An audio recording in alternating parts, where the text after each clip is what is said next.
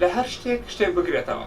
تۆ حیساب مەکەن لە ئەو کاڵای کە دەیکڕی تەنانەت بە کەمترین ڕێژەکە 250 دیناری تەبع بێت زۆرە، چکە تۆ حیساب مەکەوە 250 ئەوڕۆ لێ کاڵادا، حیساب کە لە 100 کاڵادا، حیساب کە لە 200 کاڵادا، حیساب کە لە 300 کاڵادا. کاتە تو ئەوانە لێکدام کە هەر دانێک هەر پارچەیەک 1000 دینار 250 3000 2000 500 دینار ئەوانە بگەڕێنەوە ئایا لە ساڵێک دەرێکاتە چەند؟ تۆ دەتوانێت ئەوانە پاشەکەوت بکەیت. بۆ نمونە هەنگ دەبینی کە گەنجێک پارە زۆر سەرف دەکە یاخود زۆر بە مشتی هیچ سەرف دەکا باشترە کە عنی فکر لە داهاتی و خۆی بکاتەوە باشترە وەکەوەی کە پرۆژانێک کە پشت پێ وەبەستێتن ئیدی کە گرنگی بەخۆی بدا باشترە.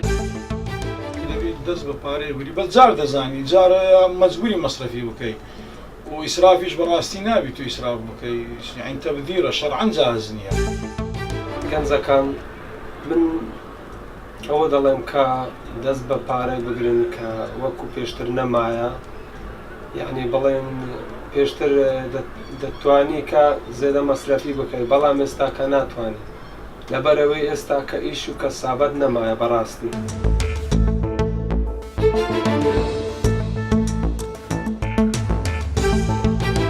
Thank you.